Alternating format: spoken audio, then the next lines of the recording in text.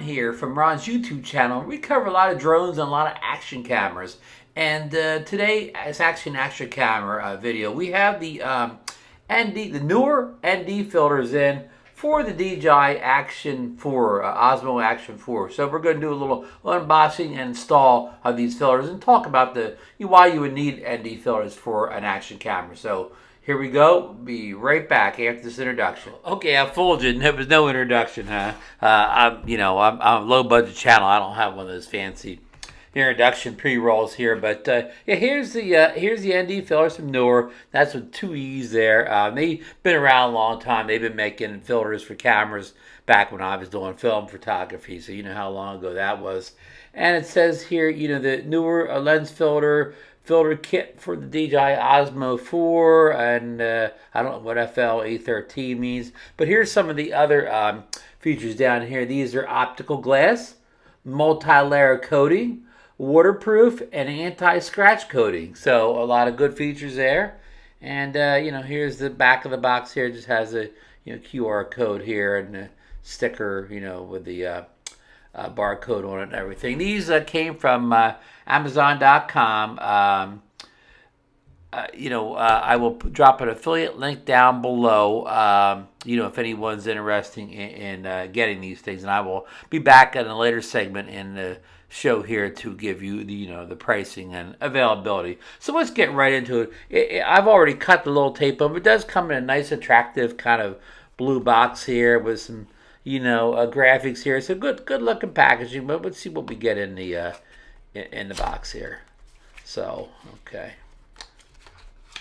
Dump them out here. Okay, that's everything that's in the box here. I'll get the box over to the side here. So here you get one of these Neewer cleaning cloth here to keep your lenses clean. I always advise wiping your your lens down, whether you have the lens on the camera or your filter, to wipe them down almost before every use, because nothing can mess your video or pictures up more than spots on the lens and so on. So I'm not going to open this cleaning cloth. I mean, you all know what a little soft cleaning cloth is for a lens. So we're going to put that over here for a second. Now here's a little jewel pack here. Now it has like a little plastic coating on to keep it from getting scratched here. So that's trash also. Put that over the box. So here's a little jewel case of filters here. So we'll go through what you get in this package here. So it's clear plastic front there, hard plastic back on it. So there's the hinges there, and here's the opening down here. Now just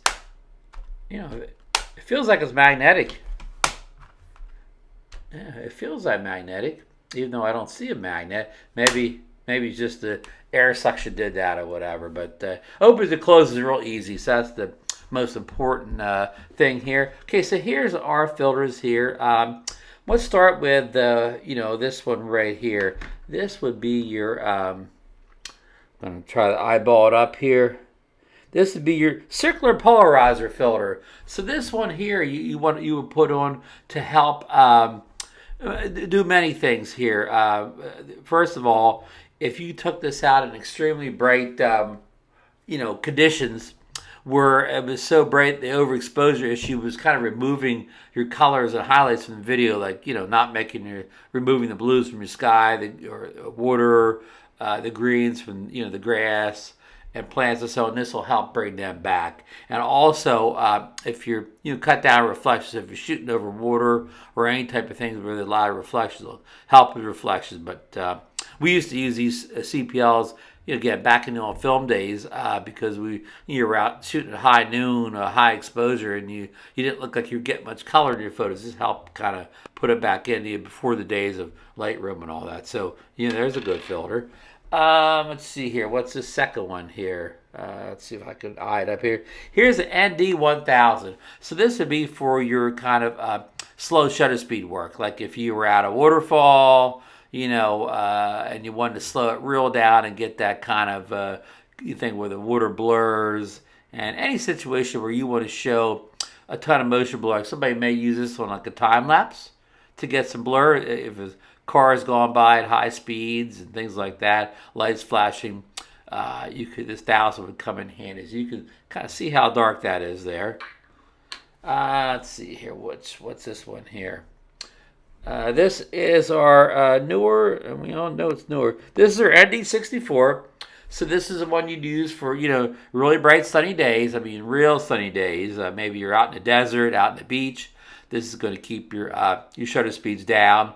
Because remember, a device like the Action 4, you can only control, shutter in iOS. You cannot control aperture in this. So, you can't stop this down. Like, for instance, if it was like a full frame camera, full feature camera, you would just stop your aperture down to f11, f13, something like that to keep light from entering your sensor and creating overexposure problems. You only have the choice of using the ISO and the shutter on a device such as this. So the 64 could come in real handy to control your shutter. So let's see here. What do we have here? This is the. I always pick up the bar spot. This is the ND8. So this is one's not quite as dark as the other one. The ND8 would be the one you use like on a cloudy day or a situation where you're closer to, say, sunrise or sunset, where there's not a whole lot of light, but you still want to get a little kind of motion blur in there. So the ND8's, I said, your lightweight one. And let's see here. Here's your ND16. So this is for more of like a, partly sunny day, partly sunny, partly cloudy, if you want to say it. So there's a little bit of sun, but it's not like overwhelming stuff. This will, probably the one to help you keep your shutter down. Like a lot of people like to shoot, say, for instance, had this out and you had it set at 4K 60 is a popular one, right? So in that case, to get the 180 roll, you will, if you had your frame rate set for 60 frames per second, you want to double your shutter to 120. So on a bright day, that would be hard to do without applying one of these these filters to help you get that 180 roll to get a little motion blur. So that's sort of the thinking behind all this, and also the fact that you just want to keep your your shutter under control, because if you're in a real sunny environment, your exposure can get real out of hand fast, again, on cameras that don't have when you can't control your aperture, such as all these action cameras. And last but not least, here is our ND32, which again would be for very sunny days. Not as sunny as the 64, not like on the beach or bright a snow day, with the bright sun reflecting off snow or anything like that. This would be 30. This would be for just a regular sunny day. It's a clear blue sky day. It's the middle of the day. It's 1 in the afternoon. You got a lot of exposure going on. This will help you lock your shutter down, to a respectable number here, and create a little motion blur. And again, not have everything look so overexposed out at the the middle of the day. So yeah, so basically you get like the 8, 16, and 32, and the 64. They're kind of like the ones you're going to use more on a daily basis. Even the 64, which I forget which one it was. It doesn't matter anyhow. Say I think it was this one here. Say you have this as your 8, your 16, your 32 are probably the ones you're going to use on the regular, and the of course the 64, the 1000, and the polarizer. Maybe you're going to use a little bit less. Now I shouldn't say that. Now some people may use the polarizer, all the time. Some people may want to keep reflections down, and help adding a little color to the sky and the grass. This may get used a whole bunch, but this 1000 here, and probably only be used for special scenarios. Even the 64, you won't, that won't be, a daily occurrence that you're going to need a 64 ND filter, especially on a camera like this that has a 2.8 aperture. This is more important on something like some of the newer drones, like they say the DJI Air 3 and the DJI Mini 3 Pro that had that wide open 1.7 inch aperture. They would use a 64 more. But this 2.8, that 32 is probably going to be, the most you need on a sunny day, again, except for exceptionally sunny and bright situations. So let's figure out how to get these installed. Now, some of these, you just remove this, some you stick over, but I'm going to say these look like the ones that you see the back on these things. I'm I'm gonna not use one of those real bright ones. See the threads there. This is one of those where I'm guessing you remove remove the other one. So I'm gonna I don't know if you can see what I'm doing here. I'm gonna turn it counterclockwise, and usually if it's the first time you're doing this, it's usually some kind of air vacuum in there. You don't think you're going to be able to get it off, but it's just like an air vacuum in there. So just be gentle, but also forceful, and get that thing off. All right. So okay, so this is just a clear lens. It's got a piece of glass in there, but it's just a clear lens. So we'll put that to the side here, and we'll grab our what's this one here? This is our ND64. We'll put the ND64. And so again, you just want to put it over here, and now we're going to go clockwise. And the nice thing is the way these are built, just like the one that came off. This makes it all waterproof, because these cameras are waterproof down to, I believe, 18 meters.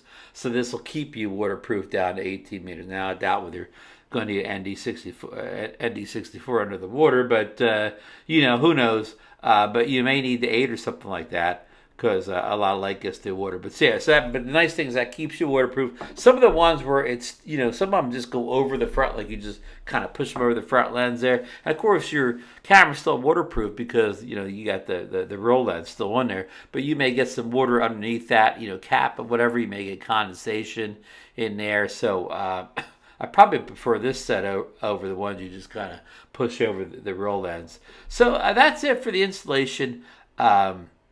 Very easy to install, and it's a lot of information online about which ND filter to use in what situation. So I'm sure you could do a little research if my explanation wasn't all that clear to you, or I left something out in the explanation. But let's return to the last segment here. So stay right there.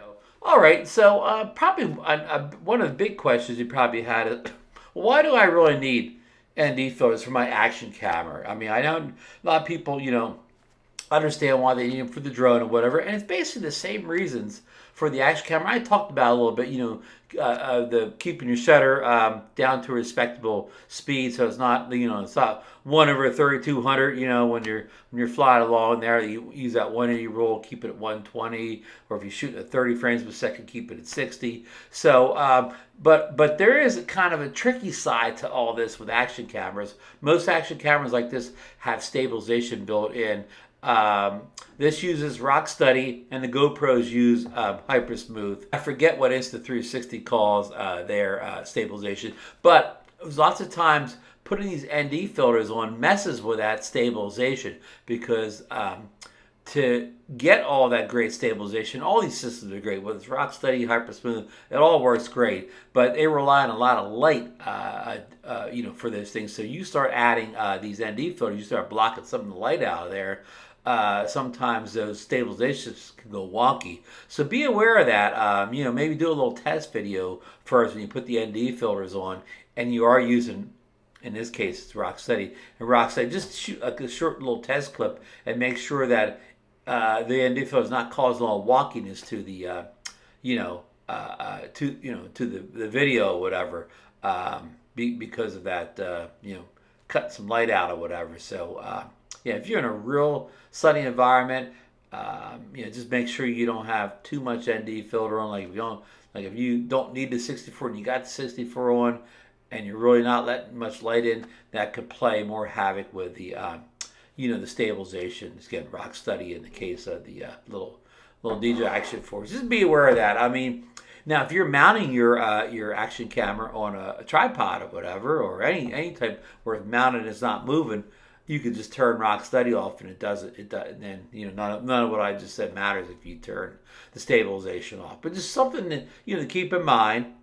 Again, ND filters probably aren't quite as needed as much on these action cameras as they are on drones and say regular cameras.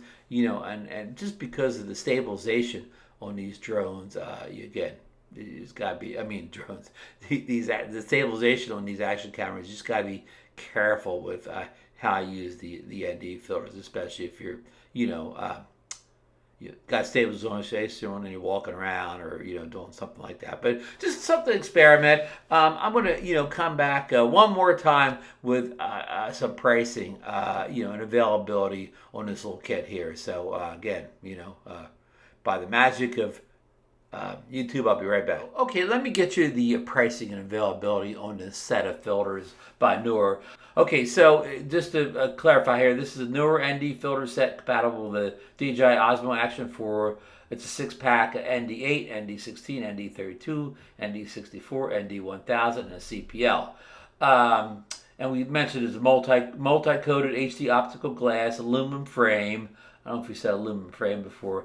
And this package here of 6 filters is got a cost of $59.99. And if you're a Prime member, you can get two-day free shipping on that.